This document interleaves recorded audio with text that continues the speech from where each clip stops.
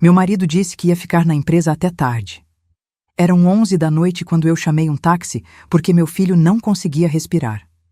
O motorista olhou para mim pelo retrovisor e perguntou: "A senhora é a esposa do Carlos?" Eu respondi que sim, sem entender. E ele disse: "Porque eu acabei de deixar ele e uma mulher num motel na rodovia. Ele esqueceu a carteira no meu banco. Dentro da carteira tinha a foto do meu filho e um cartão de cliente VIP do motel, com 4 carimbos. A 5ª visita era de graça. Meu nome é Elaine Cristina Barbosa Teixeira. Tenho 31 anos. Sou técnica de enfermagem. Trabalho no plantão noturno da Santa Casa de Ribeirão Preto, no setor de pediatria. Das 7 da noite às 7 da manhã.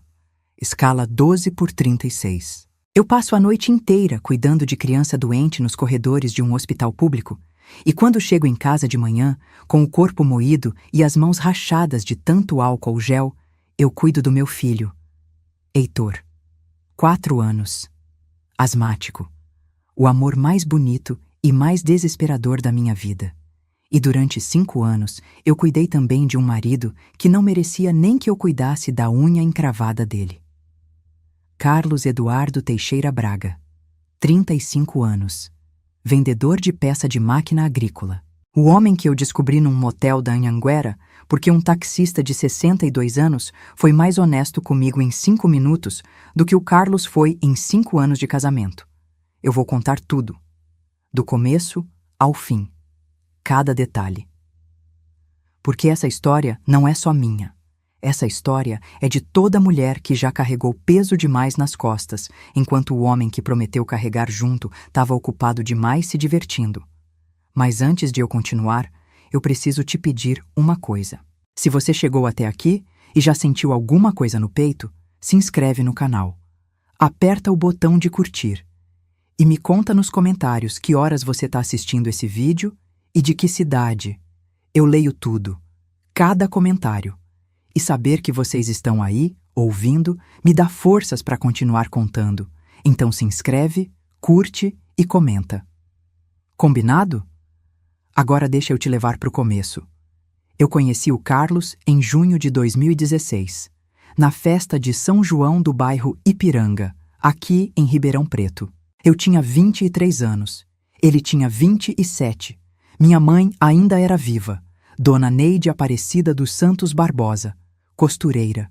Costurava uniforme escolar em casa, na máquina Singer que ela trouxe de Batatais quando casou.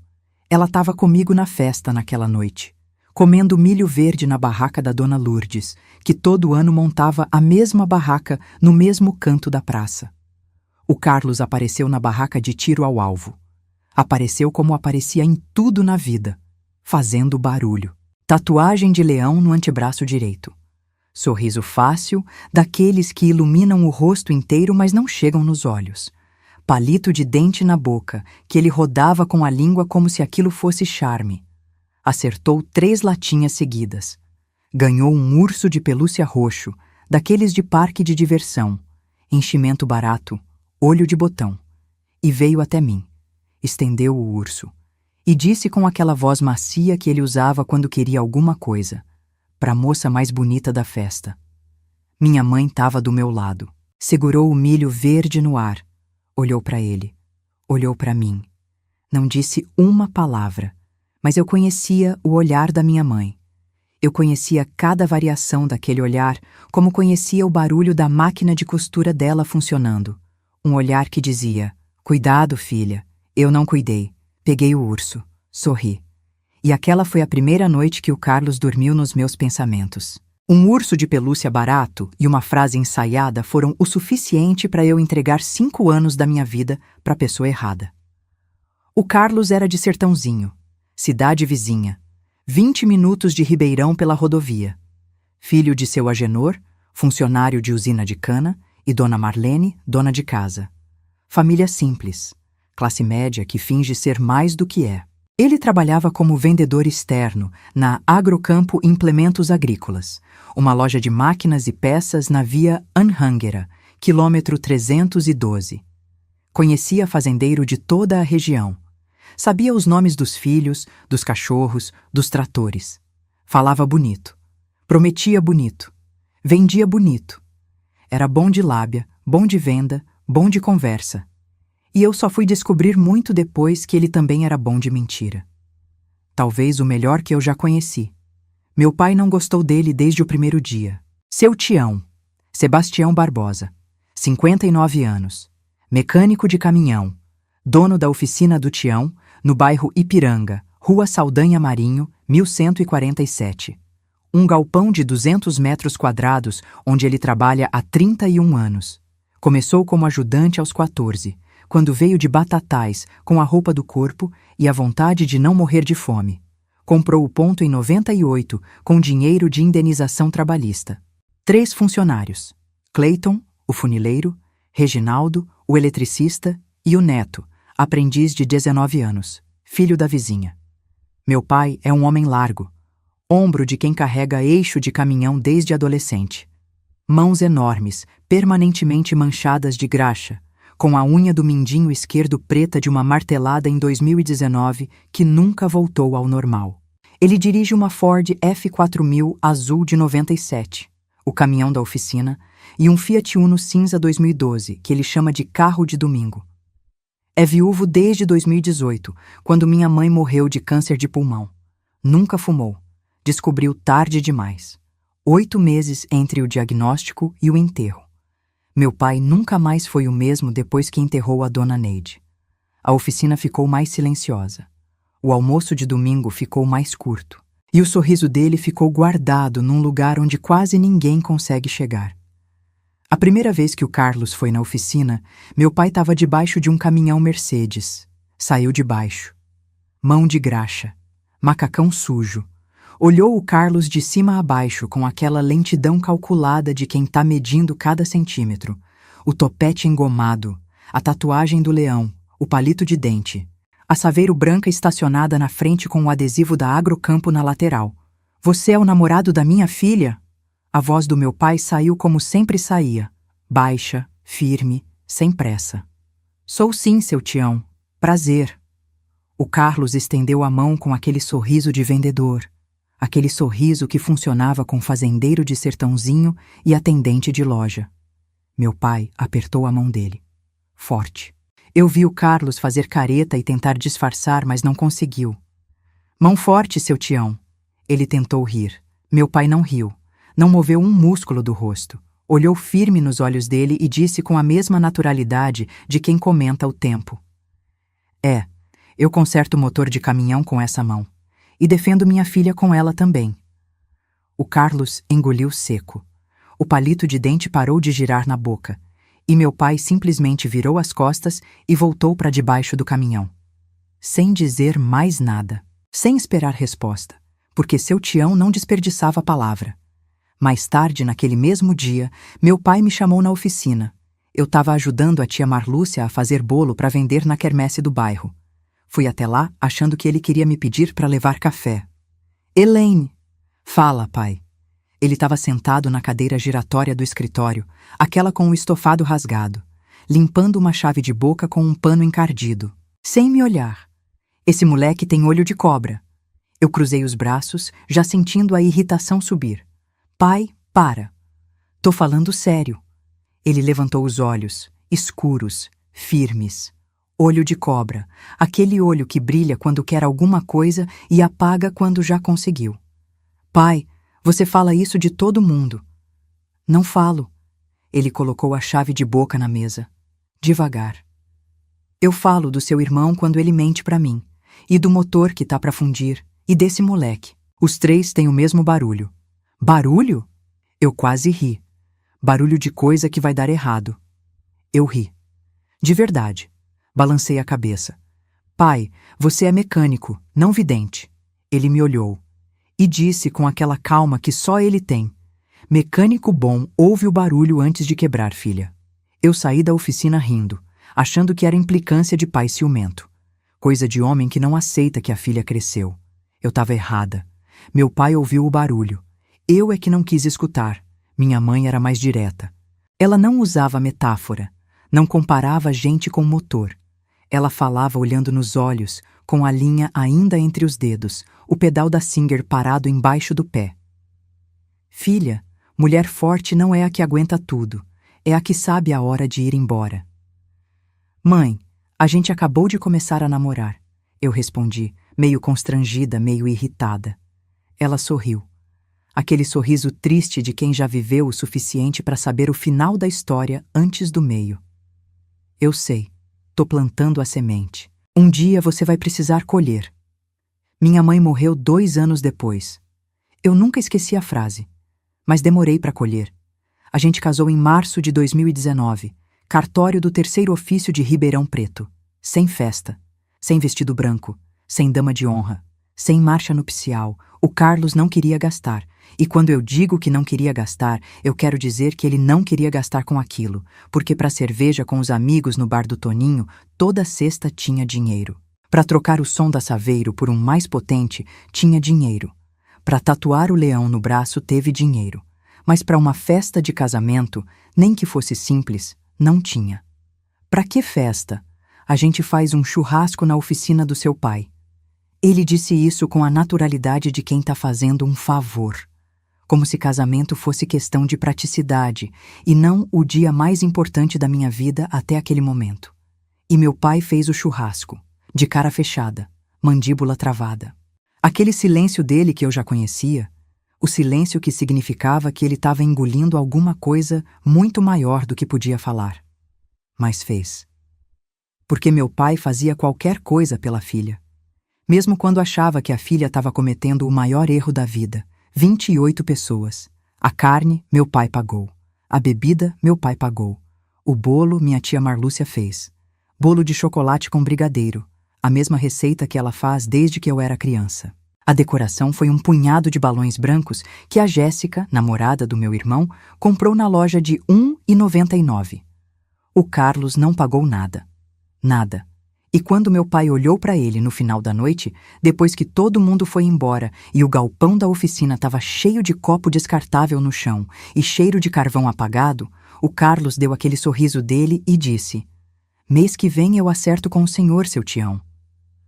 Nunca acertou. Meu pai nunca cobrou, mas meu pai também nunca esqueceu. E essa é uma coisa que as pessoas não entendem sobre o seu Tião. Ele não esquece, ele guarda. Silencioso, paciente, como peça de motor que ele sabe que vai precisar usar um dia. Ele guarda cada dívida, cada promessa quebrada, cada olhar de descaso. Guarda e espera. Porque meu pai aprendeu com o caminhão que a peça que falha nunca avisa na hora. Ela avisa antes, com um barulho, com uma vibração. E quando finalmente quebra, já é tarde. Fomos morar na Rua Jaguaré, 218 Jardim Paulistano.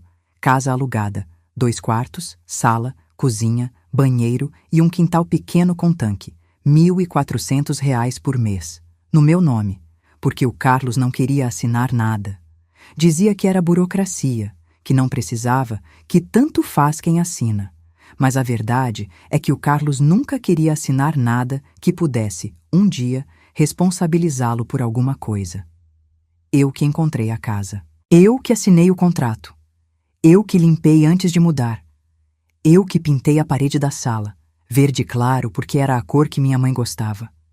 Eu que montei o berço quando o Heitor estava para nascer, com um manual aberto no chão da sala e uma chave Allen que eu nunca tinha usado na vida. O Carlos ajudou segurando a cerveja e dizendo: "Vira mais para a esquerda, do sofá." O Heitor nasceu em dezembro de 2019. Parto normal. Hospital Santa Casa. O mesmo hospital onde eu trabalho. 3,2 kg. Cabelo pretinho. Mão fechada. Grito forte. E o Carlos chorou.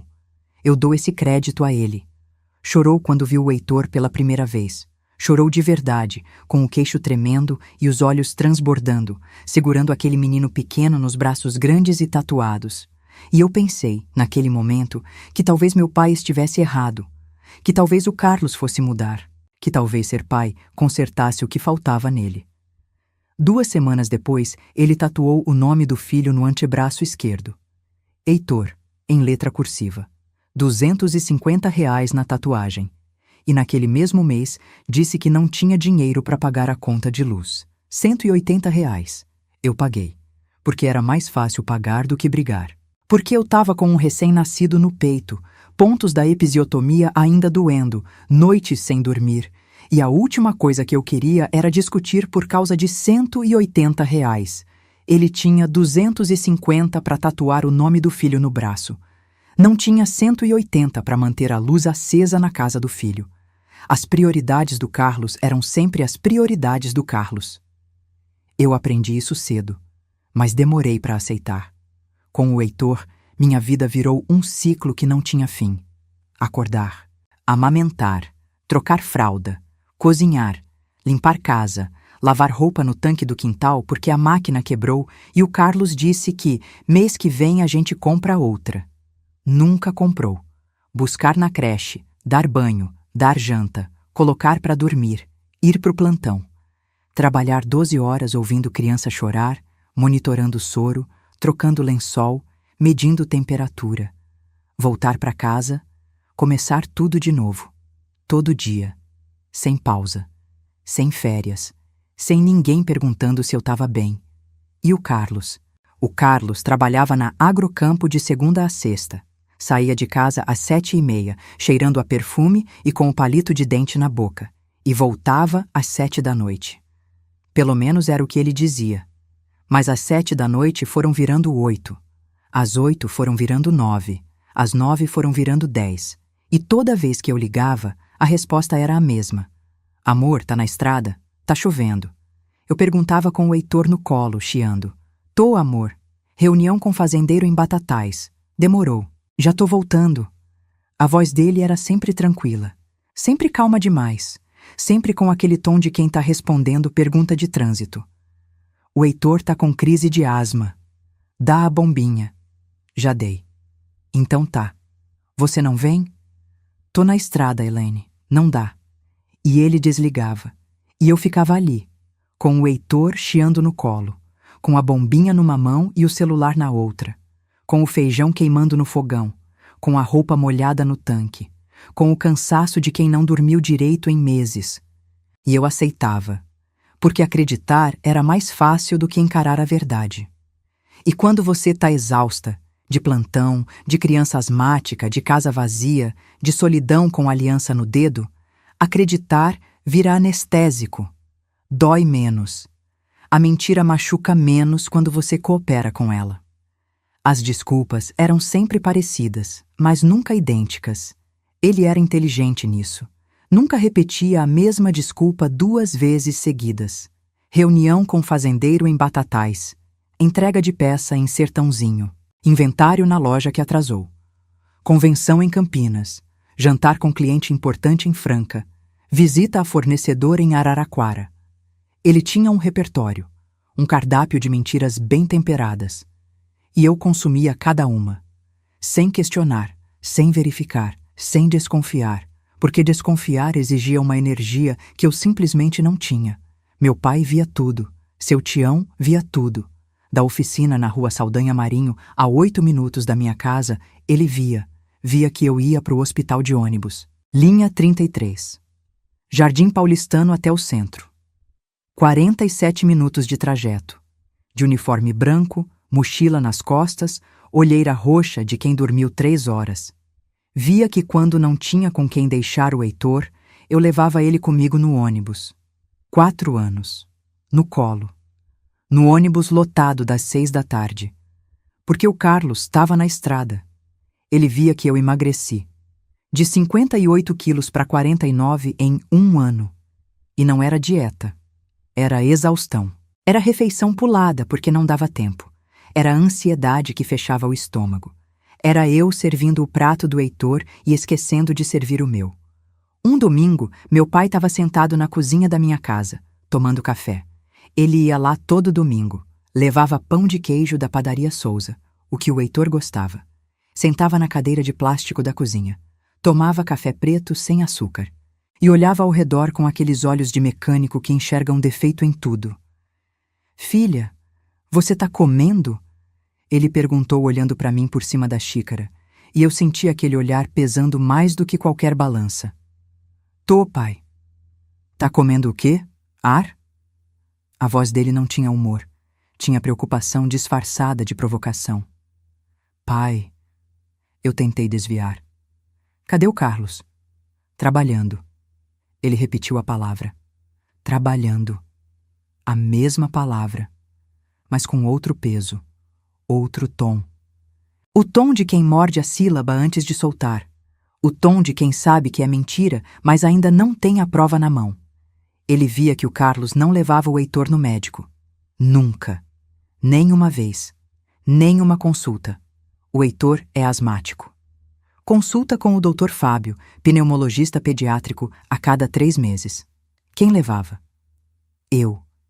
Quem ia na farmácia buscar o Clenil e a bombinha? Eu. Quem ficava acordada de madrugada quando o peito do Heitor começava a afundar e o chiado tomava conta do quarto escuro?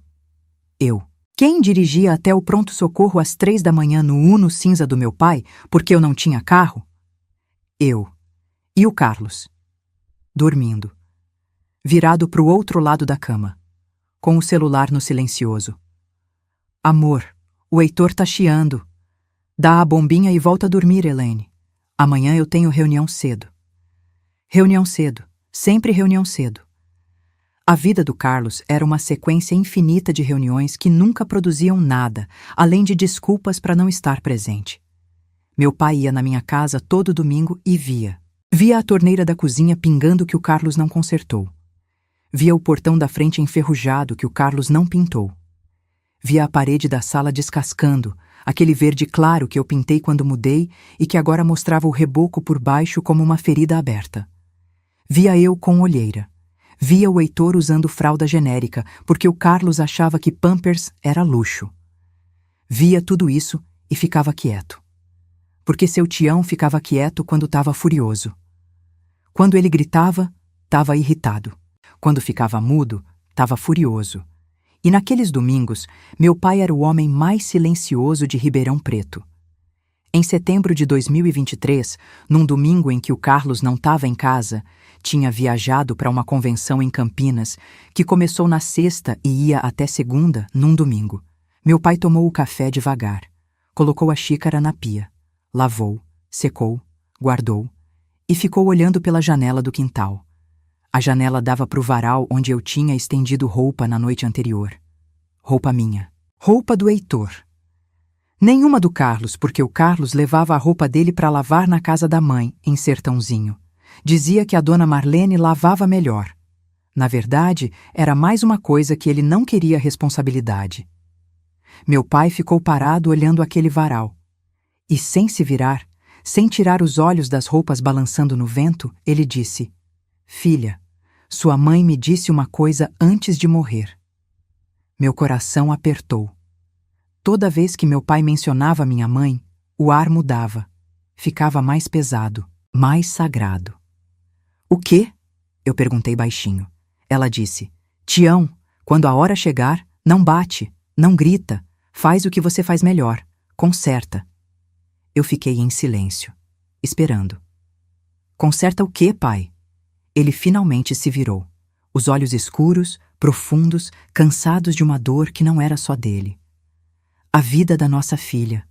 Ele foi embora, no Uno cinza, sem dizer mais nada, sem explicar, sem esperar resposta. Eu fiquei na cozinha, com a xícara lavada na pia e as palavras dele ecoando na parede verde descascada. Eu não entendi na hora. Achei que era reflexão de homem solitário que sente falta da esposa. Achei que era saudade falando mais alto que a lógica. Mas eu entendi depois. Entendi que meu pai estava me avisando. Que o barulho que ele ouviu lá em 2016, na primeira vez que viu o Carlos, não tinha parado. Tinha ficado mais alto. E meu pai, mecânico de caminhão há 31 anos, estava se preparando para quando a peça finalmente quebrasse. A peça quebrou numa quinta-feira, 7 de novembro de 2024. Eu estava de folga.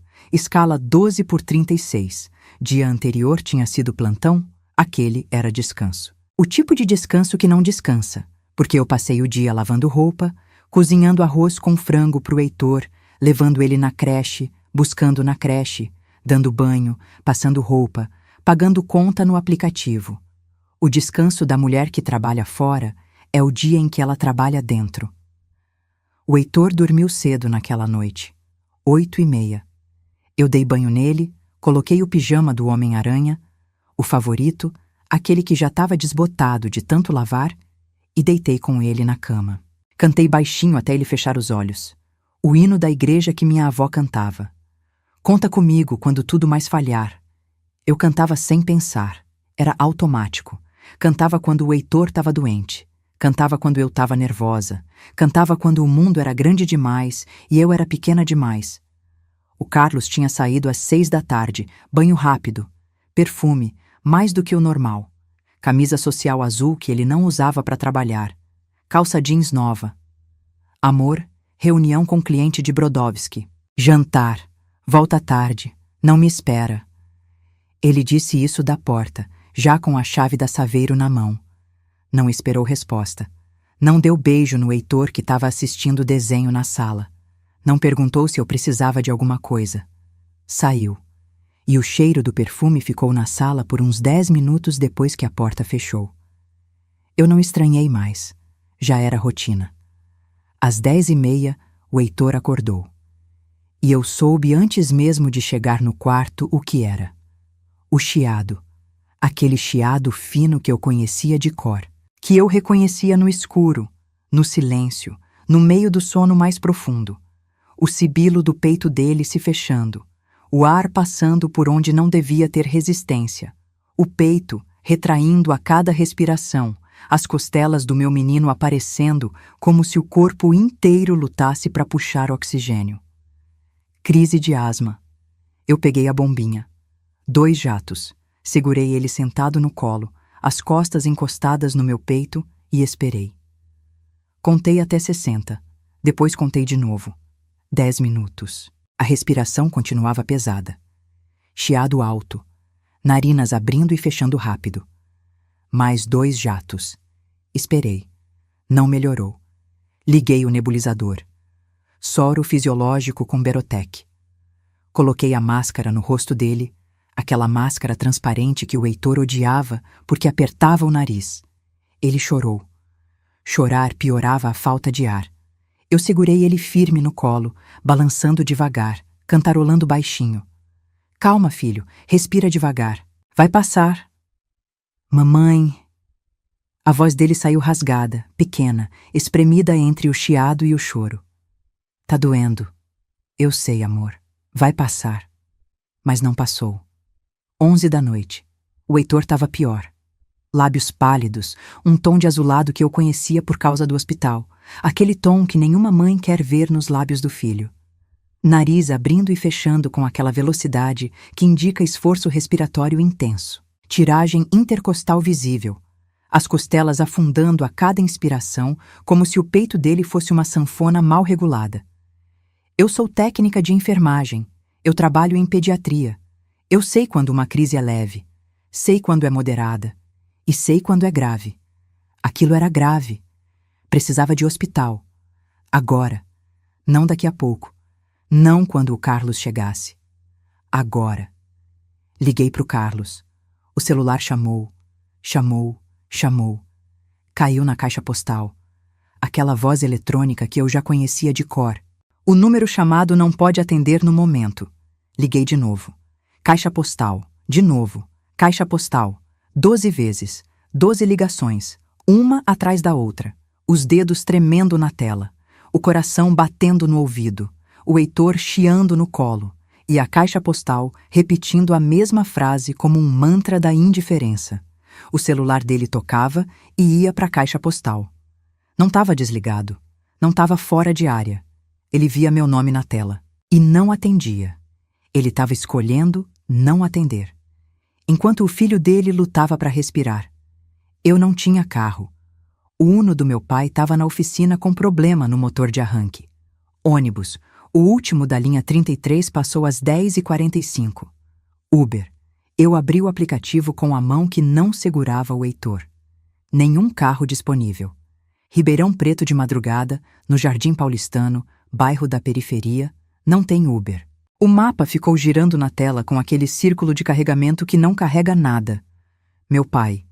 Eu podia ligar para o meu pai. Mas ele estava a 25 minutos e sem carro. Ele teria que vir de táxi.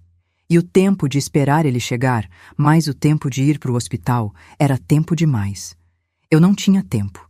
Meu filho precisava de oxigênio. Eu peguei o Heitor no colo. Enrolei ele no cobertor do Homem-Aranha. Coloquei a bombinha no bolso da calça de moletom. Peguei a bolsa com os documentos dele. Carteirinha do SUS, relatório do Dr. Fábio. Tranquei a casa. Saí. 11h14 da noite. Tava chovendo. Não era chuva forte. Era aquela garoa de novembro. Fina, fria, persistente. O tipo de chuva que não molha de uma vez. Vai entrando devagar, nos ossos, na alma, no que resta de paciência. Eu andei até a Avenida Caramuru. 3 quarteirões, com o Heitor no colo. 16 quilos, 4 anos, chiando, enrolado num cobertor de super-herói. Na garoa. De madrugada. Em Ribeirão Preto. Eu sou 1,55 m, a mais baixa da família.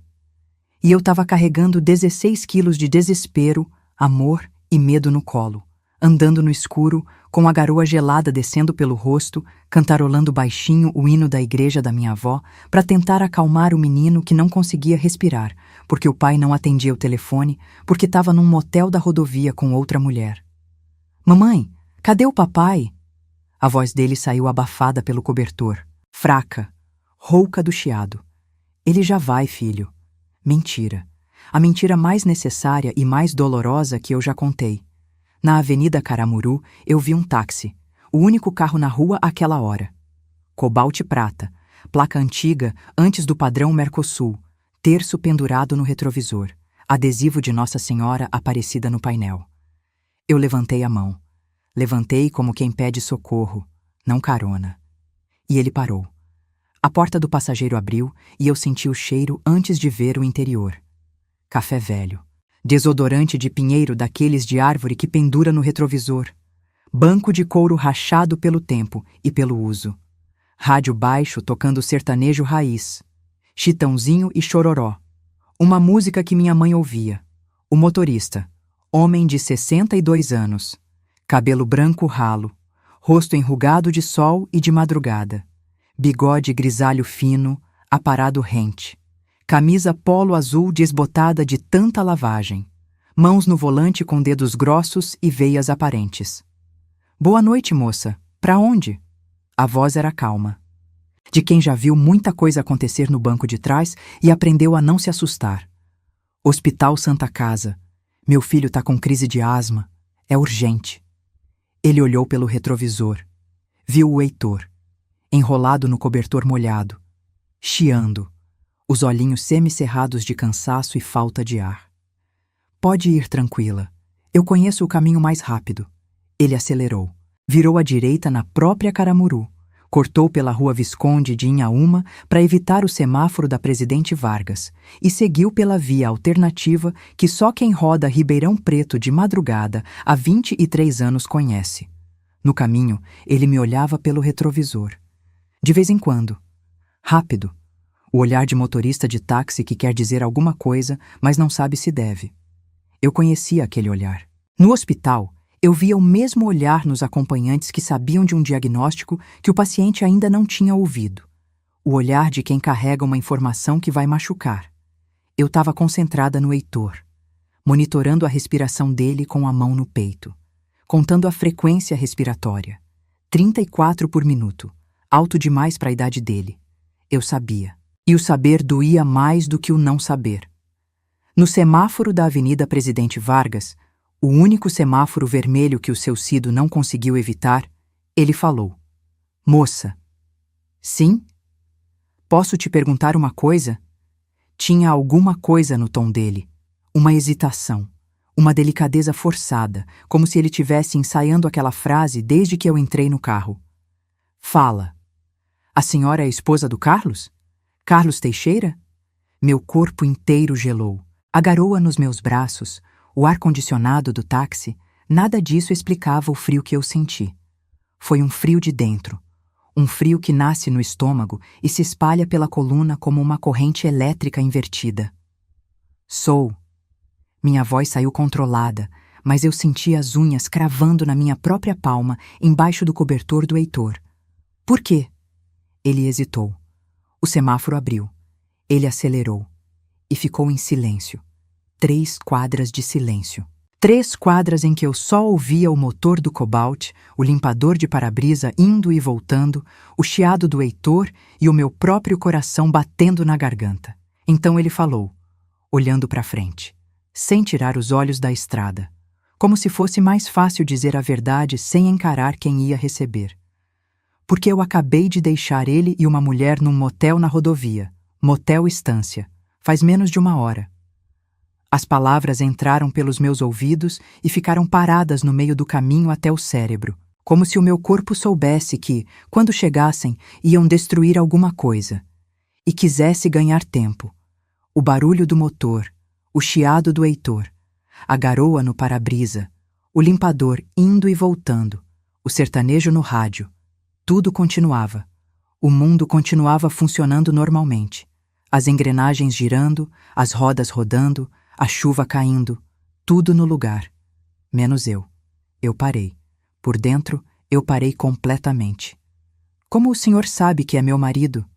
Eu conheço ele. Já levei ele lá 4 vezes. Sempre com a mesma mulher. Loira. Nova. Ele paga em dinheiro. Mas dessa vez ele esqueceu a carteira no banco de trás. Ele estendeu a mão para trás, sem tirar os olhos da estrada. A mão grande, de veias saltadas, segurando uma carteira de couro marrom. Eu reconheci a carteira antes mesmo de tocar nela. O couro, a cor, a costura lateral que já estava soltando. A carteira que eu dei para ele no último dia dos pais. Eu comprei essa carteira, eu disse. E minha voz saiu estranha, fina, quebradiça, como se tivesse passado por um espaço estreito demais e saído do outro lado deformada. A foto dentro é do meu filho. Eu abri a carteira. RG, CNH, cartão Nubank, cartão C6 Bank, R$ 340 em dinheiro. A foto do Heitor no plástico transparente. Aquela foto de 3x4 que eu tirei para a matrícula da creche, com ele sorrindo e os olhinhos brilhando. E um cartãozinho. Pequeno. Papel cartão barato. Impresso em gráfica de esquina. Letras vermelhas sobre fundo bege. Motel Estância. Cliente VIP. 5ª visita grátis. 4 carimbos. Ele tinha ido 4 vezes. A próxima era de graça. Eu fiquei olhando aquele cartão como se fosse um exame de sangue com resultado positivo para uma doença que eu sabia que tinha, mas não queria confirmar. Os 4 carimbos redondos, borrados de tinta roxa barata. 4 noites. 4 mentiras. 4 vezes em que ele disse, reunião, e eu disse, tá bom. 4 vezes em que ele saiu perfumado e eu fiquei com cheiro de álcool gel. 4 vezes em que ele escolheu suíte com hidromassagem a R$ 210 enquanto eu pedia para Deus que o Uber aparecesse na tela. Eu olhei para o Heitor. No meu colo, chiando, enrolado no cobertor do Homem-Aranha. O filho que o Carlos tatuou no braço, mas não levou no médico nenhuma vez. O menino de 16 quilos que eu carreguei na chuva porque o pai não atendeu 12 ligações. Porque o celular estava no silencioso, no criado mudo do Motel Estância. Suíte com hidromassagem. Enquanto o peito do Heitor afundava e eu cantarolava hino de igreja na garoa de novembro. O seu Cido me olhou pelo retrovisor. E dessa vez não desviou. Moça, eu tenho 62 anos, 23 de táxi, turno da noite. Eu já vi de tudo nessa Ribeirão Preto. Homem que sai da igreja e vai pro motel. Mulher que sai do motel e vai pra igreja. Gente que chora no banco de trás. Gente que ri. Gente que faz as 2 coisas ao mesmo tempo. Eu não me meto. Nunca. É regra minha. 23 anos sem me meter na vida de passageiro. Ele fez uma pausa. Respirou fundo. E eu vi, pelo retrovisor, que os olhos dele estavam úmidos. Mas quando eu vi a foto do menino na carteira dele e vi ele saindo do quarto com aquela mulher, e agora eu vejo a senhora com o menino doente no colo, na chuva, de madrugada, sem carro, sem ninguém, eu não podia não falar. Me desculpe. Desculpe por ter que ser eu a contar. Obrigada, seu... Cido, Aparecido. Obrigada, seu Cido. Ele balançou a cabeça, sem dizer mais nada. E eu segurei a carteira do Carlos com uma mão e o meu filho com a outra, e fiquei ali, no banco de trás de um táxi cobalt prata com banco de couro rachado e terço no retrovisor, tentando processar o fato de que um estranho de 62 anos teve mais coragem de me contar a verdade do que o homem que dormiu do meu lado por 5 anos. Chegamos na Santa Casa às 11h31. O seu Cido parou na porta da emergência. Motor ligado. Limpador funcionando. Vai, moça. Corre. Quanto é a corrida? Eu já estava com a mão na bolsa, procurando dinheiro que eu sabia que mal tinha. Nada. Seu Cido. Nada, ele disse com firmeza. Não era oferta, era decisão. Vai cuidar do seu filho, e depois cuida de você. Eu saí, com o Heitor no colo, na garoa. Entrei na emergência pediátrica pela porta lateral que eu conheço de memória. A mesma porta por onde entro todo dia de plantão. Mas naquela noite, eu não era a técnica de enfermagem de uniforme branco. Eu era a mãe de calça de moletom molhada segurando o filho que chiava. A enfermeira da recepção me conhecia, Luciana. A gente trabalhava juntas no turno da noite. Helene, o que aconteceu? Ela levantou do balcão quando me viu, os olhos arregalando ao ver o Heitor no meu colo. Crise de asma, tá chiando há 2 horas, não respondeu à bombinha nem ao nebulizador. Traz ele aqui, agora. O doutor Fábio estava de plantão. Coincidência ou providência, eu não sei. O mesmo pneumologista pediátrico que acompanha o Heitor desde bebê. Ele examinou. Estetoscópio no peito. Oxímetro no dedo. O número apareceu na tela. 89% de saturação. Baixo. Perigosamente baixo para uma criança de 4 anos. Saturação 89. Vamos nebulizar com adrenalina e manter em observação. Pode precisar de corticoide endovenoso. Colocaram o Heitor na maca. Máscara de nebulização no rosto. Oxímetro no dedo indicador. Aquele de clipe que ele olhava como se fosse brinquedo. A luz vermelha piscando. Monitor cardíaco bipando no ritmo do coraçãozinho dele. Meu menino, 4 anos, na maca da emergência, olhando para mim com aqueles olhos enormes, castanhos, molhados de lágrima e de medo. Mamãe, fica aqui. Tô aqui, filho. Sempre. A palavra sempre pesou diferente naquela noite, porque eu percebi que era verdade. Eu estava sempre ali, no hospital, na madrugada, na chuva, na creche, na farmácia, na consulta, no ônibus. Eu estava sempre. E o Carlos não estava nunca. O doutor Fábio me puxou de canto, pro corredor, longe do Heitor. Ele é um homem discreto, o doutor Fábio. 40 e poucos anos, cabelo grisalho nas têmporas, fala mansa, pai de 2 filhos. Ele me conhece há 4 anos, como mãe do Heitor e como colega de hospital. Ele sabe da minha vida, sabe dos plantões, sabe que eu venho sozinha toda vez. Helene, cadê o pai? Eu olhei para ele. E a verdade saiu antes que eu pudesse segurar. Saiu como a água sai do cano furado, sem permissão, sem controle, sem volta. Num motel da rodovia, o doutor Fábio ficou parado, processando. Enquanto meu filho estava chiando, eu liguei 12 vezes.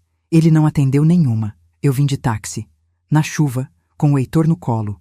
E o taxista que me trouxe foi o mesmo que deixou o Carlos no motel. Silêncio. O corredor da emergência pediátrica à meia-noite é um lugar estranho. A luz fluorescente zumbi. O chão brilha de tão encerado. O cheiro de desinfetante mistura com café da máquina e com alguma coisa que não tem nome. Angústia, talvez. Desespero. O cheiro das famílias que esperam notícia. O doutor Fábio é pai de 2. Eu vi o maxilar dele travar. Vi as mãos dele fecharem levemente ao lado do corpo. Vi a respiração dele mudar. Ele não disse nada por alguns segundos. E quando falou, a voz estava controlada, mas eu senti o esforço por trás. Elaine, o Heitor vai ficar bem. A saturação já está subindo, mas você precisa de ajuda. Não médica, de outra coisa. Eu sei. Liga para o seu pai. 11h52 da noite. Eu sentei no banco de plástico azul do corredor da emergência. Aquele banco duro que eu conheço de tantas noites de plantão. O banco onde os pais sentam e esperam, onde as mães choram baixinho, onde os avós rezam. O banco de plástico azul da Santa Casa de Ribeirão Preto, que já absorveu mais lágrimas do que qualquer confessionário. O Heitor estabilizando na maca, a saturação subindo devagar, 91, 92, a nebulização fazendo efeito, e eu ali, com a carteira do Carlos no bolso, o cartão do Motel Estância com 4 carimbos e o telefone na mão. Eu liguei para o meu pai, 2 toques e ele atendeu. Meia-noite. Meu pai dormia todo dia às 10, acordava às 5. Rotina de 30 anos. E às 11h52 de uma quinta-feira, em 2 toques, ele atendeu. O Carlos não atendeu em 12. Meu pai atendeu em 2. Filha? A voz rouca de quem estava dormindo, mas alerta. Instantaneamente alerta. Porque pai não demora para acordar quando é a filha ligando de madrugada. Pai, o que aconteceu? A voz já estava diferente, afiada. O Heitor tá no hospital, crise de asma, mas tá melhorando. Tô indo. Pai, espera. O quê? Eu descobri uma coisa. Silêncio. Eu senti ele prender a respiração do outro lado, o colchão rangendo. Ele tinha sentado na cama. O Carlos está num motel, com outra mulher. Eu descobri porque o taxista que me trouxe para o hospital foi o mesmo que deixou ele lá. E ele esqueceu a carteira no táxi. Silêncio. Silêncio longo. O tipo de silêncio que seu Tião fazia quando a fúria passava do limite da voz. Quando a raiva era tão grande que as palavras simplesmente não serviam. Não existia combinação de sílabas no português que desse conta do que ele estava sentindo. Pai? Nada. Pai, tá aí? Tô. Uma palavra, seca, controlada, como um prego sendo martelado com precisão cirúrgica. Mais silêncio. Eu ouvi ele respirar. Fundo. Devagar. Eu conheço a respiração do meu pai. Conheço cada variação. A respiração curta de quando ele está concentrado debaixo de um motor. A respiração pesada de quando ele sobe escada. E aquela respiração, longa, medida, forçada, era a respiração de um homem se segurando para não explodir. Filha, eu vou aí. Fica calma. Cuida do Heitor. Eu vou resolver. Pai, o que você vai? Eu vou resolver. Desligou. E eu fiquei ali, no banco azul, com o telefone mudo na mão, e com a certeza de que alguma coisa tinha mudado, não só na minha vida, mas na engrenagem inteira do seu Tião. Alguma peça se encaixou, algum motor ligou. O mecânico ouviu o barulho, e agora ia consertar. O que meu pai fez nas horas seguintes, eu só fui entender quando tudo estava pronto. Parte ele me contou depois, parte o Leandro, meu irmão, me contou. Parte eu juntei sozinha, como quem monta um quebra-cabeça com as peças espalhadas pela mesa. 00:15. Meu pai ligou pro Leandro, meu irmão mais novo. 28 anos. Caminhoneiro autônomo. Rota São Paulo, Minas Gerais. Casado com a Jéssica, que estava grávida de 7 meses. O Leandro é o oposto do meu pai em temperamento. Onde seu Tião fica quieto, o Leandro grita. Onde seu Tião planeja, o Leandro avança. Onde seu Tião respira fundo, o Leandro já deu soco na parede. Filho, acorda. Pai, que horas são? Acorda. Vem na oficina, agora. O que aconteceu? Meu pai falou. Poucas palavras, diretas, sem emoção aparente. O Carlos, o motel, o Heitor no hospital, a Elaine carregando o neto na chuva e o Leandro explodiu. Eu conheço meu irmão. Eu sei exatamente o que aconteceu do outro lado da linha. Ele levantou da cama. A Jéssica acordou assustada. Ele andou até a porta do quarto com o telefone na orelha e gritou: "Tô indo! Vou matar aquele!" A voz do meu pai cortou, fria como lâmina, precisa como torque de parafuso. Leandro, escuta, não vai matar ninguém. Vai vir na oficina, calado, e vai fazer o que eu mandar. Pai, você vai fazer o que eu mandar, ou você fica em casa. O Leandro conhecia aquele tom. O tom final do seu Tião, O tom que não admite réplica. O tom que veio antes da marretada que ele deu no motor de um Mercedes em 2012, quando o caminhoneiro mentiu sobre o defeito. Uma marretada só, seca, certeira, que resolveu o problema em um golpe. O Leandro conhecia esse tom e sabia que não se discute com ele. Sabia que quando o seu Tião falava assim, o melhor era obedecer e perguntar depois. Tô indo. 00:40. Oficina do Tião. Rua Saldanha Marinho, 1147. O galpão estava escuro. Meu pai acendeu a luz fluorescente e o galpão inteiro se iluminou com aquele brilho branco e frio que fazia as ferramentas na parede parecerem instrumentos cirúrgicos. Chaves de boca de todos os tamanhos. Torquímetros, martelos, marretas, macacos hidráulicos. 3 caminhões estacionados esperando reparo. E no canto, perto da porta lateral, a saveiro branca do Carlos. A saveiro estava ali porque o Carlos tinha deixado na segunda-feira para trocar a correia dentada. Chegou na oficina com aquele sorriso de sempre, palito na boca, e disse: Seu Tião, troca para mim? Semana que vem eu pego. Meu pai trocou. De graça, como sempre, porque era o carro do marido da filha. E porque o seu Tião nunca recusava serviço para a família, mesmo quando a família não merecia. O Leandro chegou, braço grosso de quem dirige carreta, mandíbula travada, olhos vermelhos de raiva e de sono. Ele olhou para o pai, olhou para Saveiro e perguntou, com a voz trêmula de contenção: Pai, o que a gente vai fazer? Meu pai olhou para o Leandro, depois olhou para Saveiro. Depois olhou para a parede de ferramentas, como se cada chave ali fosse uma opção e ele tivesse calculando qual usar. E disse, com a voz mais calma do mundo: A gente vai consertar. Consertar o quê? O carro? Não. A gente vai consertar a vida da sua irmã. Meu pai foi até o escritório da oficina. A salinha nos fundos, mesa de fórmica manchada de café, cadeira giratória com o estofado rasgado. Calendário de 2024 na parede com foto de caminhão Scania. Uma imagem de Nossa Senhora Aparecida num canto, com uma vela votiva que meu pai acendia toda segunda-feira desde que minha mãe morreu. E um cofre, pequeno, cinza, debaixo da mesa. Ele abriu. Dentro tinha R$47 mil em dinheiro. A escritura da oficina, a certidão de óbito da dona Neide. E um envelope lacrado, branco, com uma fita adesiva que já estava amarelada pelo tempo. No envelope, escrito com a letra da minha mãe. Aquela letra miúda e inclinada de quem passou a vida inteira costurando e escrevendo nota de encomenda, estava escrito: Pro dia que a Elaine precisar. Com amor, Neide. O Leandro olhou pro envelope, olhou pro pai, e a raiva no rosto dele mudou de forma.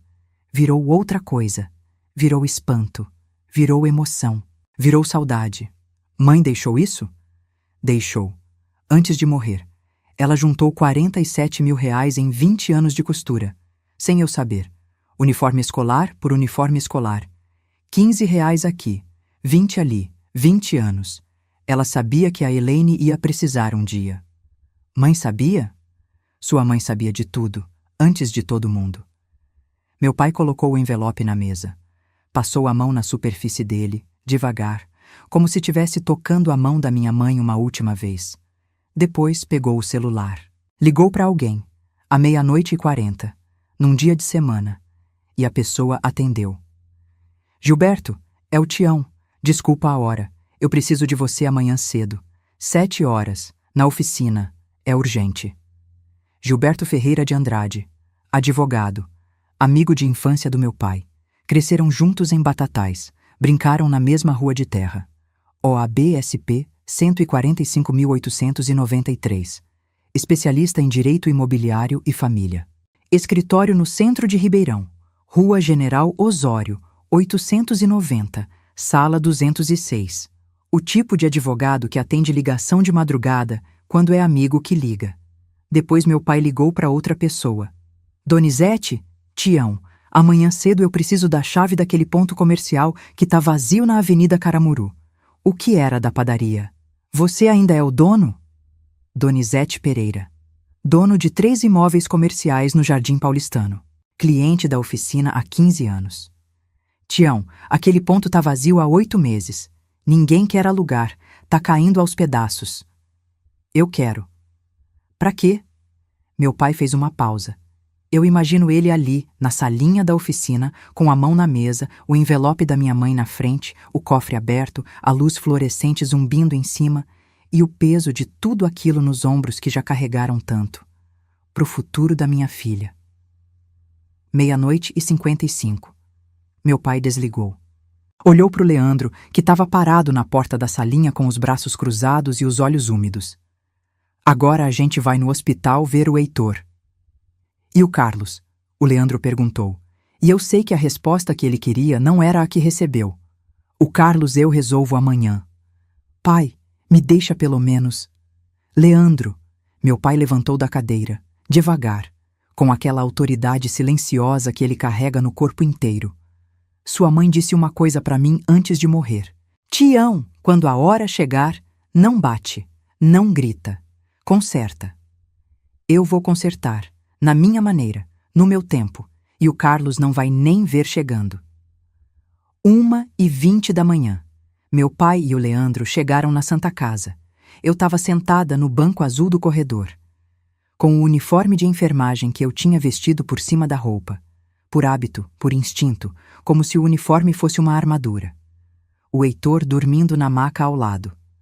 Saturação 96%. Estável. Respiração calma. A máscara de nebulização pendurada na haste do soro. Meu pai me viu do final do corredor. Andou até mim, sem pressa. Passos firmes no piso encerado. O barulho da bota de couro ecoando na emergência vazia. Sentou do meu lado. No banco azul, sem dizer nada. Passou o braço por cima do meu ombro. Me puxou para perto. E eu encostei a cabeça no ombro dele. Senti o cheiro dele. O cheiro que eu conheço desde o primeiro dia da minha vida. Graxa. Café. Sabonete Febo. O cheiro do meu pai. O cheiro de segurança. O cheiro de casa. E ali, no corredor da emergência pediátrica da Santa Casa de Ribeirão Preto, à 1:20 da manhã de uma sexta-feira, eu chorei. Chorei tudo. Os 5 anos de casamento. As 12 ligações não atendidas. A garoa. O ônibus que não tinha. O Uber que não apareceu. A Avenida Caramuru no escuro. Os 16 quilos do Heitor no meu colo. O cartão do motel com 4 carimbos. A carteira que eu dei no Dia dos Pais. A foto do meu filho dentro da carteira do homem que estava numa suíte com hidromassagem enquanto o filho quase não respirava. Eu chorei tudo. Silenciosa, sem soluço, sem grito, só lágrima, muita lágrima, no ombro do meu pai. E ele não disse nada, só me segurou, firme, como segurava a chave de boca, como segurava eixo de caminhão, como segurava tudo na vida, com as 2 mãos e sem reclamar. O Leandro ficou de pé, encostado na parede do corredor, mandíbula travada como concreto, olhos vermelhos, punho fechado ao lado do corpo. Cada músculo do corpo dele gritava violência. Cada fibra queria sair daquele hospital, entrar na F4000, dirigir até o motel Estância e arrancar o Carlos de dentro do quarto pelo pescoço. Eu via isso no corpo do meu irmão. Via a contenção como uma corda esticada ao máximo. Mas ele olhou para o pai, e meu pai fez um gesto com a cabeça. Não. E o Leandro respirou, fechou os olhos, encostou a cabeça na parede. E ficou. Meu pai ficou a noite inteira, no banco azul, do meu lado, sem dormir. Às 5:30, ele foi até a máquina de café do corredor. Café preto, sem açúcar. Igual todo dia. Tomou em silêncio, de pé, olhando pela janela do corredor o céu de Ribeirão Preto clarear devagar, aquele lilás de amanhecer de novembro que antecede o calor. Às 6, o doutor Fábio veio. O Heitor pode ir para casa, tá estável. Prescrevi corticoide por 5 dias e manter a bombinha de resgate sempre por perto. Obrigada, doutor. Elaine. Sim? Cuida de você. Era a segunda vez em poucas horas que alguém me dizia isso. O seu Cido. O Dr. Fábio. Estranhos e conhecidos, todos vendo a mesma coisa que eu me recusava a ver, que eu estava quebrando. O que meu pai fez nos 30 dias seguintes, eu só fui entender quando tudo estava pronto. Ele não gritou, não bateu, não ameaçou, não fez escândalo. Ele consertou. Peça por peça, parafuso por parafuso, com a paciência de quem monta motor de caminhão há 31 anos. Dia 1, sexta-feira, 8 de novembro, 7 da manhã, oficina do Tião. Gilberto Ferreira de Andrade, o advogado, chegou com uma pasta de couro marrom debaixo do braço. Café, pão de queijo que o neto, o aprendiz, comprou na padaria Souza. Os dois sentaram na salinha dos fundos. Mesa de fórmica, café preto. E meu pai contou tudo. Com a mesma frieza com que descreve defeito de motor para cliente, sem emoção no tom, só fato. O Carlos, o motel, as 4 visitas, o cartão de cliente VIP, as 12 ligações não atendidas, o Heitor no hospital, a Elaine na chuva, a carteira esquecida no táxi, o seu Cido. O Gilberto ouviu, anotou, tirou os óculos, limpou com a manga da camisa, colocou de volta. O que você quer, Tião? Quero minha filha livre, com a casa, com a guarda do meu neto. E quero que o Carlos não leve nada. Ela tem provas da traição? Tem a carteira, o cartão do motel e o taxista que é testemunha. Isso é forte, mas preciso de mais. Foto, horário, frequência. Prova de que é recorrente, não episódio isolado. Eu consigo mais. E conseguiu. Meu pai contratou um rapaz, Wellington, 27 anos, ex-colega do neto. Trabalhava com segurança eletrônica, instalava câmera de monitoramento em fazenda e comércio na região. O tipo de rapaz que sabe mexer com tecnologia e sabe ficar invisível. Wellington, eu preciso de um serviço, discreto, profissional, sem ninguém saber. Fala, seu Tião. Eu quero saber o horário que uma Saveiro branca, placa tal, estaciona no motel Estância na rodovia Anhanguera, e quero foto. O Wellington seguiu o Carlos por 7 dias. Resultado, terça-feira, 12 de novembro, Saveiro no motel. 8 da noite às 11h30. Foto da placa no estacionamento. Foto do Carlos entrando com a mesma mulher loira. Foto dos dois saindo 3h30 depois. Quinta-feira, 14 de novembro. Saveiro no motel. 7h30 da noite às 10. Mesma mulher. Mesma rotina. Mesmas fotos. Sábado, 16 de novembro. Saveiro estacionada na Rua das Acácias, 47, bairro Campos Elíseos. O endereço do kitnet da Tatiane. Das 2 da tarde às 7 da noite. 5 horas, num sábado. O Carlos disse para mim que estava numa convenção em Campinas. A Tatiane. Tatiane Vieira dos Santos, 24 anos. Vendedora na Esplanada Móveis no Shopping Santa Úrsula. Salário de 2.100 mais comissão. Solteira. Morava sozinha no kitnet dos Campos Elíseos. Cabelo loiro platinado. Unhas postiças. Perfume e gel do Boticário. Postava tudo no Instagram. 3.200 seguidores. E não sabia que o Carlos era casado. Ele dizia para ela que era divorciado, que o casamento tinha acabado há 2 anos, que o filho morava com a mãe. Ela acreditava, porque o Carlos é bom de mentira, especialista. O melhor que eu já conheci. Fotos, horários, placas, endereços. Meu pai juntou tudo, organizou, colocou num envelope pardo, guardou no cofre, do lado do envelope da minha mãe. Enquanto isso, meu pai já tinha começado outra frente. Dia 8. Ele foi até a Avenida Caramuru, o ponto comercial do Donizete, antigo ponto da padaria São José, que fechou porque o dono se aposentou e os filhos não quiseram continuar. 120 metros quadrados. Banheiro, cozinha industrial, já tinha a instalação de gás e o exaustor, balcão de atendimento, vitrine na frente dando para a avenida. O ponto estava vazio há 8 meses, piso rachado, paredes descascando, barata no canto. Mas a estrutura era boa, a localização era perfeita. Entre 2 oficinas mecânicas, uma loja de pneus e 3 escritórios. Fluxo de almoço garantido. Donizete, eu alugo por 2.200. Contrato de 3 anos. Tião, pelo nosso tempo de amizade, fecho por 2.000. Fechado. Meu pai assinou o contrato, com o dinheiro da dona Neide. Do dia 9 ao 20, meu pai transformou aquele ponto abandonado numa cozinha. Chamou o Cleiton e o Reginaldo da oficina, nos horários livres depois do expediente. Chamou o primo Dirceu, pedreiro que mora no Ipiranga. Chamou o sobrinho Mateus, eletricista, e reformou.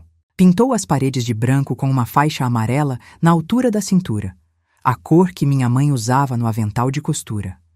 Azulejou a cozinha. Instalou pia de inox dupla. Colocou piso cerâmico antiderrapante. Trocou a fiação elétrica inteira. Colocou lâmpada nova. Reformou o banheiro e fez uma fachada. O letreiro dizia: Sabor da Neide, marmitas e quentinhas. O nome da minha mãe. Eu não sabia de nada. Meu pai fez tudo enquanto eu trabalhava no hospital, enquanto eu cuidava do Heitor, enquanto eu ainda dormia do lado do Carlos, fingindo que não sabia, porque meu pai me pediu para esperar. Eu queria ir embora no dia seguinte à noite do táxi. Queria pegar o Heitor e sair, mas meu pai me ligou na manhã seguinte, com aquela voz dele que não admite pressa. Filha, me dá 30 dias. Depois você pode ir embora, mas me dá 30 dias. Eu preciso de tempo para construir o lugar onde você vai cair. Cair? Todo mundo que larga um casamento cai, filha. A diferença é cair no concreto ou cair no colchão. Eu tô montando o colchão. Então eu esperei. 30 dias dormindo do lado de um homem que eu sabia que me traía. 30 dias cozinhando pro Carlos, lavando roupa do Carlos, ouvindo as desculpas do Carlos, sorrindo quando ele chegava tarde, dizendo, tá bom, amor, quando ele dizia que ia ter reunião. 30 dias de teatro. O teatro mais difícil da minha vida. Cada beijo na bochecha que ele me dava de manhã, ao sair, me dava náusea. Cada boa noite, amor, dele na hora de dormir era uma lâmina passando na ferida. Mas eu aguentei, porque meu pai pediu, e porque eu sabia que ele estava construindo algo do outro lado. Dia 21, o Gilberto entrou com o pedido de divórcio. Litigioso, culpa exclusiva do cônjuge por adultério comprovado. Provas. Fotos do Wellington com horários e datas, testemunho registrado em cartório do seu Cido, cartão do motel Estância com 4 carimbos, extrato do cartão de crédito mostrando pagamentos no motel Estância. O Gilberto conseguiu via requisição judicial. Pedido de guarda unilateral do Heitor.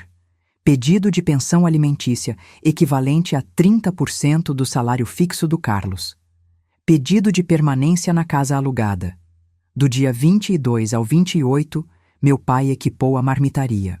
Fogão industrial de 6 bocas, R$3.200.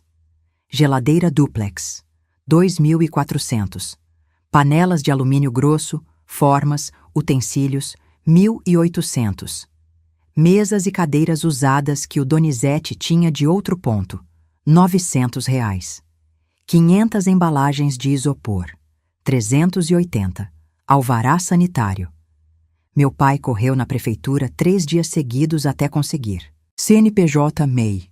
No meu nome, meu pai abriu com o Gilberto no escritório da General Osório.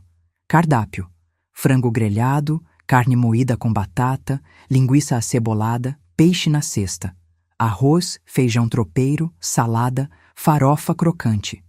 R$18 a marmita, 22 com suco. Dia 29, meu pai me buscou no hospital. No Uno cinza. Eu estava saindo do plantão. 7 da manhã. Uniforme branco, olheira, mochila nas costas. Filha, vem comigo. Onde, pai? Confia. Eu entrei no Uno. Ele dirigiu em silêncio pela Ribeirão Preto da manhã. O trânsito começando. O sol de dezembro batendo no asfalto. A cidade acordando. E ele dirigiu até a Avenida Caramuru. Parou em frente a um ponto comercial que eu não reconheci. Aí eu olhei para a fachada. Sabor da Neide, marmitas e quentinhas. E o chão sumiu debaixo dos meus pés. Pai, entra. Eu entrei. E cada passo dentro daquele lugar foi como abrir uma porta que eu não sabia que existia. Cozinha reformada, piso brilhando. Fogão industrial de 6 bocas reluzindo sob a luz fluorescente. Geladeira duplex zumbindo no canto. Pia de inox dupla. Mesas arrumadas com toalha xadrez vermelha e branca. Cardápio na parede. Escrito à mão pelo Leandro, que tem a letra mais bonita da família. E no balcão, um porta-retrato. Minha mãe, Dona Neide, sorrindo, com o avental amarelo de costura. A mesma foto que ficava na estante da casa do Ipiranga. A foto que eu mais gosto dela. A foto em que ela parece mais feliz. Pai, quanto custou tudo isso? O dinheiro da sua mãe. Que dinheiro? Ele me deu o envelope. O envelope lacrado, com a fita adesiva amarelada e a letra da minha mãe. Pro dia que a Elaine precisar. Com amor, Neide. Eu abri, li. E sentei no chão da marmitaria, no piso cerâmico novo que meu pai colocou com as próprias mãos. E chorei, pela segunda vez em 30 dias.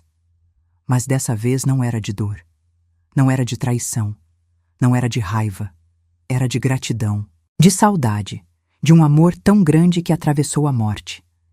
Minha mãe, falecida há 6 anos, ainda cuidando de mim, com 47 mil reais juntados em 20 anos de costura, 15 reais aqui, 20 ali, uniforme por uniforme, ponto por ponto, linha por linha, por 20 anos, em silêncio, sem ninguém saber, nem meu pai.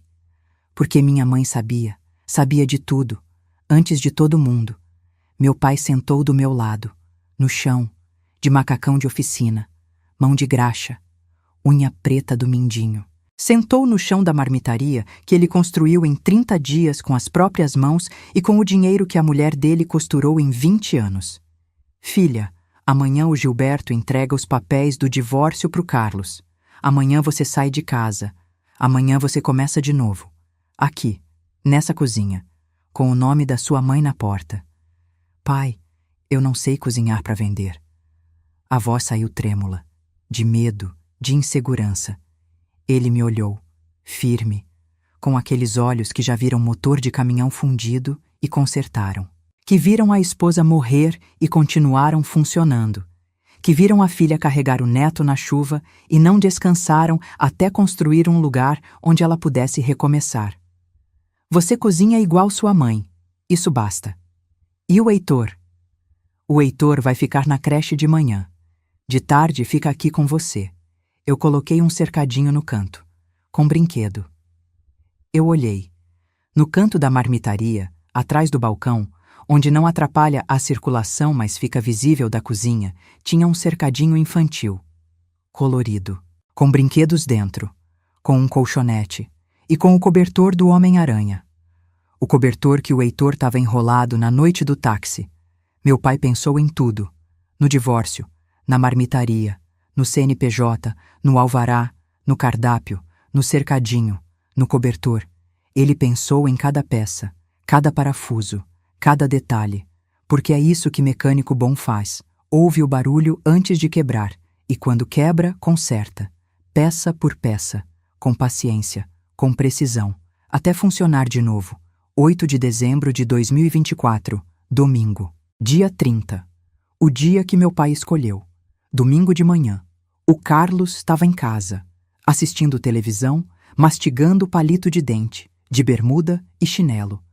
A imagem da tranquilidade de quem não tem ideia do que está chegando. Eu estava na cozinha, com 2 malas prontas no quarto. Uma minha, uma do Heitor.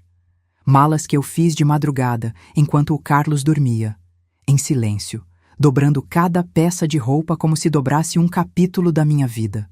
Guardando o necessário, deixando o resto. A campainha tocou.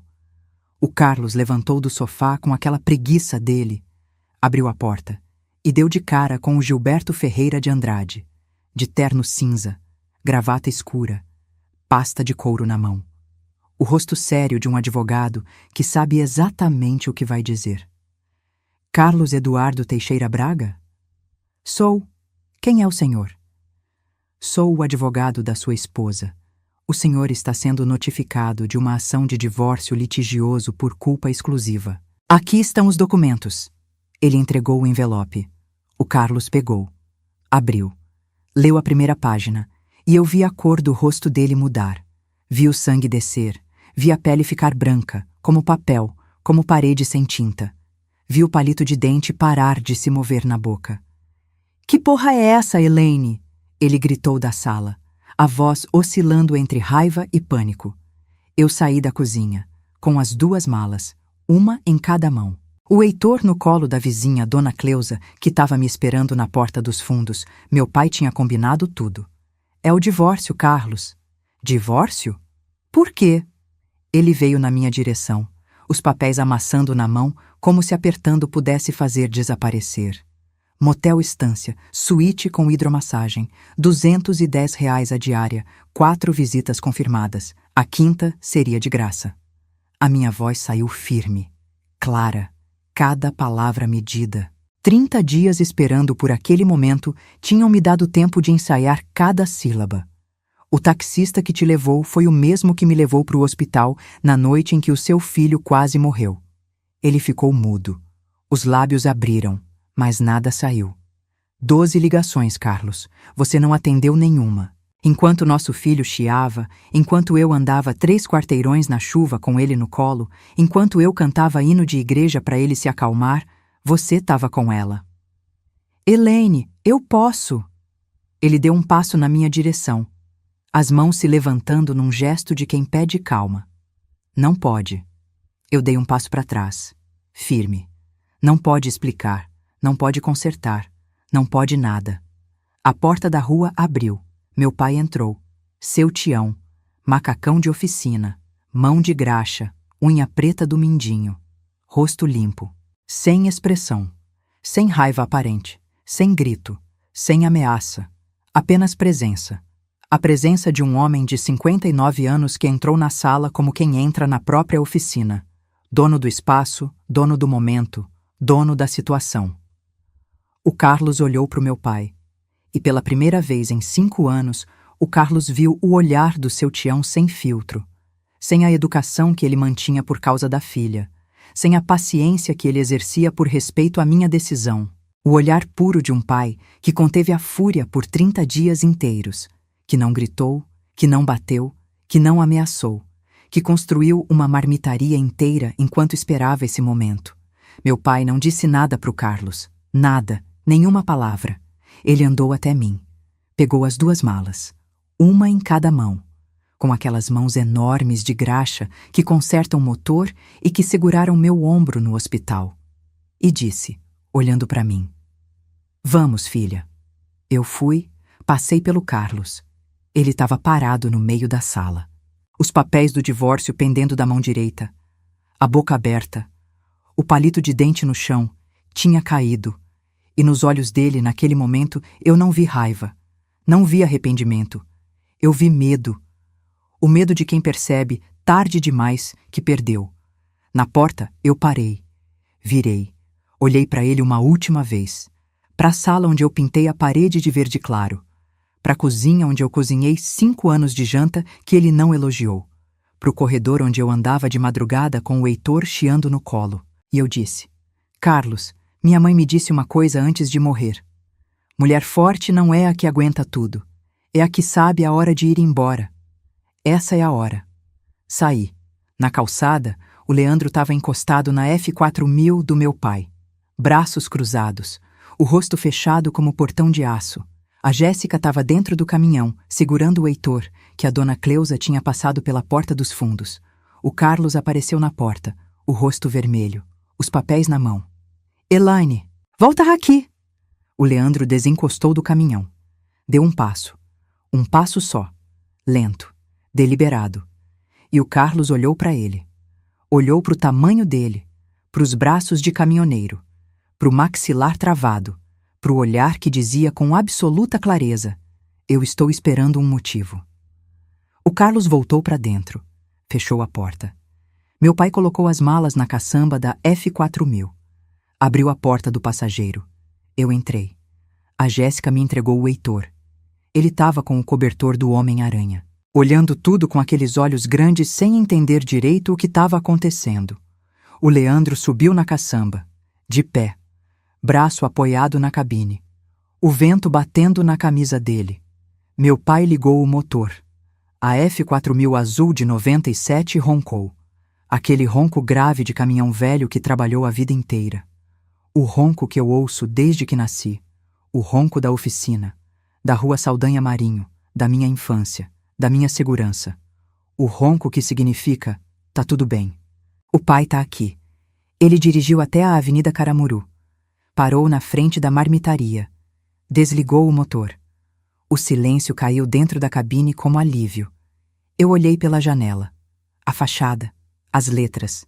Sabor da Neide, marmitas e quentinhas.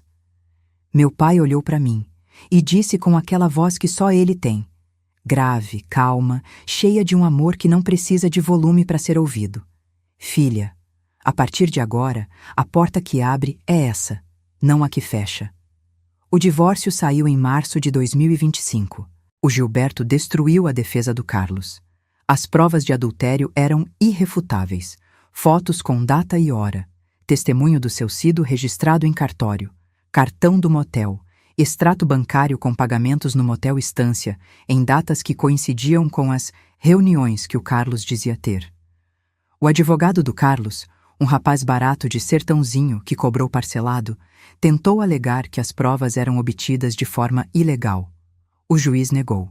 Fotografias tiradas em via pública e testemunho voluntário de terceiro são provas lícitas. Guarda do Heitor. Unilateral da mãe. O Carlos com visitação quinzenal.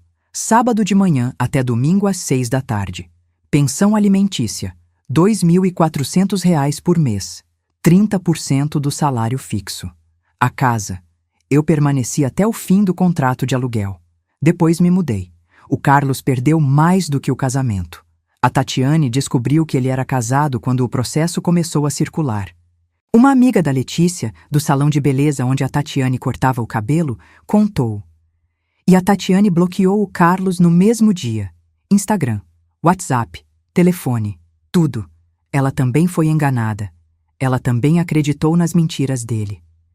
Eu nunca senti raiva da Tatiane. Ela tinha 24 anos e acreditou num homem que dizia ser divorciado. Eu tinha 31 e acreditava nas reuniões de batatais. Nós duas fomos enganadas pelo mesmo homem. A diferença é que ela perdeu um namorado falso. Eu perdi 5 anos da minha vida. Na Agrocampo, a fofoca correu como fogo em canavial. Ribeirão Preto é grande, mas o mundo das revendas agrícolas é pequeno. Todo mundo se conhece. Todo mundo comenta. O gerente, seu Valmir, chamou o Carlos na sala. Carlos, eu não vou te demitir. Sua vida pessoal é sua. Mas os clientes estão comentando. E fazendeiro conservador não gosta de comprar peça de homem que abandona filho no hospital para ir em motel. As comissões caíram. Dos 8.000 nos meses bons para 4.200. Depois, 3.600. Os fazendeiros que pediam ele pelo nome passaram a pedir outro vendedor. A lábia não funcionava mais quando a história por trás era essa. Ele pediu demissão 3 meses depois. Foi vender carro usado em Sertãozinho. Voltou para a casa dos pais. 35 anos, de volta para o quarto de adolescente. Com o nome do filho tatuado no braço. O filho que ele não buscava na creche. A vingança do seu Tião não foi um soco. Não foi um grito. Não foi uma ameaça. Não foi sangue. Não foi delegacia. A vingança do seu Tião foi uma marmitaria com o nome da esposa morta na fachada. A Sabor da Neide abriu no dia 9 de dezembro de 2024. Segunda-feira. Meu pai chegou às 5 da manhã. Acendeu o fogão antes de mim. Pai, eu que devia estar fazendo isso. Amanhã você faz. Hoje eu começo.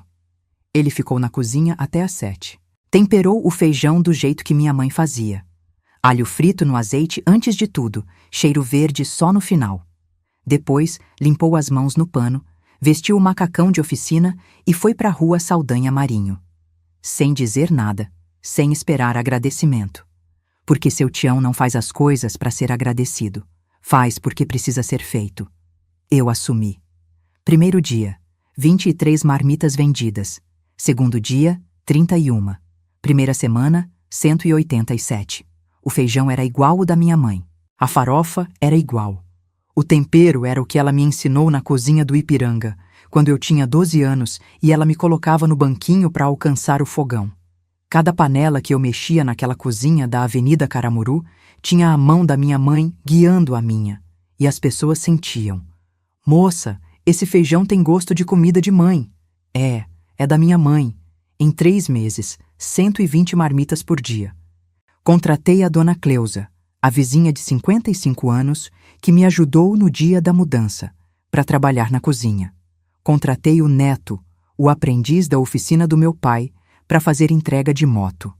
Faturamento de fevereiro, 11.400. Março, 14.200. Abril, 16.800. Eu saí do hospital. Pedi demissão do plantão noturno da Santa Casa. Depois de 7 anos cuidando de criança doente de madrugada, eu troquei o uniforme branco pelo avental da cozinha. Troquei o cheiro de desinfetante pelo cheiro de alho frito. Troquei as 12 horas de pé no corredor da pediatria pelas 12 horas de pé na frente do fogão. O cansaço era o mesmo, mas o sabor era diferente, porque agora o cansaço era meu. O suor era meu. O resultado era meu. Cada marmita que saía daquela cozinha era uma prova de que eu podia, de que eu sempre pude, de que a mulher que carregou 16 quilos na chuva podia carregar um negócio inteiro nas costas. Meu pai ia lá todo dia, no intervalo da oficina, 12:00. Sentava na mesa do canto. A mesa que ele reservou para ele. Ninguém mais sentava ali. Todo mundo já sabia. Aquela é a mesa do seu Tião. Ele comia a marmita de frango com farofa, igual a dona Neide fazia. Comia devagar, em silêncio, olhando para o retrato dela no balcão. E eu via, de dentro da cozinha, através da janelinha de passar prato, o rosto do meu pai enquanto ele olhava para a foto da minha mãe. E eu via paz. O silêncio bom do seu Tião. O silêncio de quem fez o que precisava ser feito e agora descansa. O silêncio de quem consertou. O Heitor brincava no cercadinho, com o cobertor do Homem-Aranha, com os brinquedos, com o colchonete onde ele cochilava depois do almoço. Quando o avô chegava, corria. Saía do cercadinho com as perninhas gordas e atravessava a marmitaria gritando: "Vô Tião!" Meu pai pegava ele no colo, com as mãos de graxa, e o Heitor não se importava. Abraçava o avô e encostava a cabeça no ombro dele, no mesmo ombro onde eu chorei naquela noite no hospital. Porque graxa de avô não suja. Protege. Hoje eu moro num apartamento no Jardim Paulistano, 2 quartos, 1.200 por mês, no meu nome, pago com dinheiro da marmitaria. O Heitor tá bem. A asma controlada. Consulta com o Dr. Fábio a cada 3 meses. Quem leva? Eu. Como sempre. Mas agora eu levo de carro. Um Fiat Mobi branco que eu comprei em fevereiro. Usado. R$ 38.000. Paguei à vista. Com dinheiro de marmita. O Carlos busca o Heitor a cada 15 dias. Sábado de manhã. Traz de volta domingo às 6 da tarde. O Heitor vai. Eu deixo, porque é pai. E filho precisa de pai. Mesmo quando o pai não merece. Um sábado, o Carlos veio buscar o Heitor e estacionou na frente da marmitaria. Porque eu estava lá. Ele entrou. E parou na porta. Olhou ao redor como quem entra num lugar que não reconhece, mas reconhece demais. As mesas cheias, a fila no balcão, o cheiro de comida que preenchia cada canto, o retrato da dona Neide sorrindo no balcão, o letreiro amarelo e branco, o Heitor no cercadinho, brincando, e eu no fogão, de avental, suada, com o cabelo crespo preso no coque baixo de sempre, sorrindo, conversando com o cliente. Viva! Ele ficou parado na porta, e eu vi no rosto dele algo que o Carlos nunca tinha sentido antes. Não era raiva, não era arrependimento. Era algo pior para um homem como ele. Era insignificância. Ele percebeu, ali, naquela porta, que eu não precisava dele, que eu nunca precisei, que a mulher que ele tratava como coadjuvante da própria vida, a que fazia café, a que não esperava, a que dava a bombinha e voltava a dormir, tinha levantado um negócio do zero. com o dinheiro que a mãe costurou, com as mãos que o pai manchou de graxa, com o tempero que a avó ensinou. Sem ele, ele pegou o Heitor, saiu, na porta, virou. Elaine. O quê? A comida. Tá com cheiro bom. É o tempero da minha mãe. Ele assentiu, devagar, e saiu. E pela primeira vez, o palito de dente na boca dele não parecia charme, parecia disfarce. Disfarce de um homem que não sabe o que dizer quando não tem mais mentira para contar. O seu Cido virou cliente, todo dia, marmita de carne com farofa, R$ 18. Ele senta na mesa do canto. A outra, não a do meu pai. Come devagar, com o guardanapo no colo do jeito antigo. Toma o café que eu ofereço de graça, sempre. Seu Cido, o café é por conta da casa. Sempre. Moça, eu só te dei uma carteira. O Senhor me deu a verdade e me trouxe para o hospital na chuva sem cobrar. O café é pouco. Ele toma, em silêncio, e quando sai, sempre diz a mesma coisa, ajeitando o boné na cabeça. Sua mãe ia ter orgulho. E toda noite, antes de fechar a marmitaria, depois de limpar o fogão e guardar as panelas e varrer o chão e conferir a geladeira para o dia seguinte, eu paro na frente do balcão e olho para o retrato da minha mãe, Dona Neide, costureira. R$ 47.000 em 20 anos. Uniforme por uniforme, linha por linha, ponto por ponto.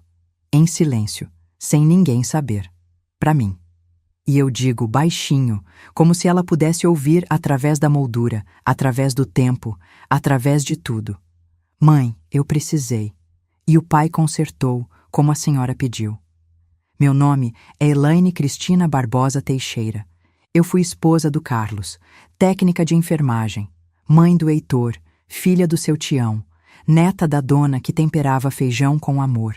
Eu carreguei meu filho na chuva, de madrugada, no colo, 16 quilos, 3 quarteirões, cantarolando o hino de igreja, porque o pai dele não atendeu o telefone. Mas o meu atendeu, em 2 toques, e fez o que sempre fez, consertou. E se você chegou até aqui, se você ouviu tudo, se alguma coisa dentro do seu peito se mexeu enquanto eu contava essa história, eu te peço, se inscreve no canal. Aperta o botão de curtir. E me conta aqui nos comentários que horas você está assistindo e de que cidade. Porque cada comentário me mostra que eu não tô sozinha, que a minha história importa, que a sua história também importa. E se você conhece uma mulher que precisa ouvir isso, uma amiga, uma irmã, uma mãe, uma filha, manda esse vídeo para ela. Porque toda mulher merece saber que a hora de ir embora também é a hora de chegar num lugar novo, com o nome certo na porta. Tem vídeo todo dia aqui no canal com histórias reais de esposas que decidiram virar o jogo. Obrigada por ficar até o final. De coração. Da Elaine, que hoje cozinha feijão com o tempero da mãe e fecha a marmitaria toda noite, sabendo que a porta que abre é mais importante do que a que fecha.